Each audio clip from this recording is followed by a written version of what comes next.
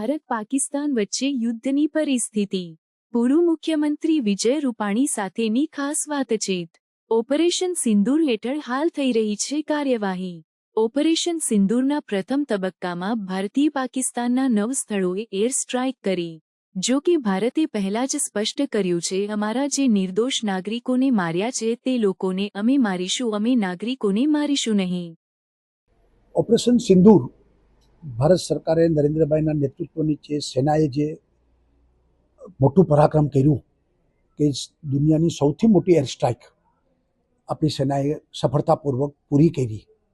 પાકિસ્તાન બોખલાઈ ગયું છે અને પાકિસ્તાન એ આતંકીઓના અડ્ડા બની ગયા છે. એ રીતે આખી દુનિયામાં એક્સપોઝ થઈ ગયું છે.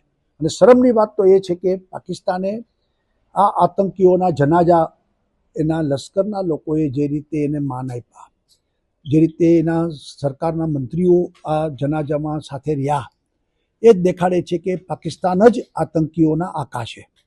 પરંતુ ભારત સરકારે, મોદીજીએ નિર્ણય કર્યો છે કે આતંકીઓનો સંપૂર્ણ સફાયો કરવો છે.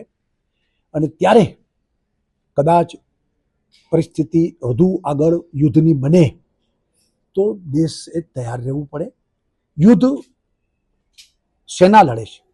સેનાનો જુસ્સો વધારવો એ જનતાની જવાબદારી છે. સેનાની સાથે સમગ્ર દેશ છે. 140 કરોડની જનતા એની સાથે છે. આ આપણે એ પ્રકારનો રાષ્ટ્રવાદ, એ રાષ્ટ્રભક્તિ ઊભી કરવી પડે.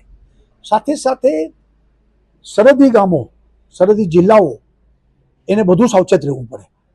અને આપણે પણ જે સિવિલ ડિફેન્સ, નાગરિક સંરક્ષણના જે નીતિ નિયમો, એનું ચુસ્તતાથી કડક રીતે પાલન કરવું છે. દાખલા તરીકે અંધારપટ, બ્લેકઆઉટ, તો 100% બ્લેકઆઉટ થાય એ જનતાની જવાબદારી છે.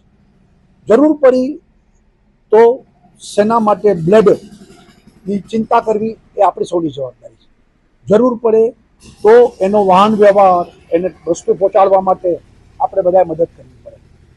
જરૂર પડે તો આપણે ત્યાંથી જતા હોય સરહદે સેના, તો એના એકદમ જેને કંઈ સ્વાગત સન્માન એવા થાય કે જેમાં એનો જુસ્સો વધુ વધે. આ પ્રકારે નાગરિકોએ બધી ચિંતા પાછળની એ આપણે કરવી જોઈએ. ભૂતકાળમાં પણ 1971ની છેલ્લી લડાઈ અને કારગિલની લડાઈમાં પણ આપણી જનતાએ કર્યું છે. આમાં પણ હું માનું છું કે ભારતની જનતા આ બાબતમાં સ્પષ્ટ છે, ક્લિયર છે. આપણે સૌ એક છીએ. કોઈ અત્યારે બે જ પાર્ટી, પાકિસ્તાન ને હિન્દુસ્તાન, બીજી કોઈ પાર્ટી નહીં. આપણે ત્યાં બે જ સામેની લડાઈ છે. બાકી બધા આપણે એક છીએ.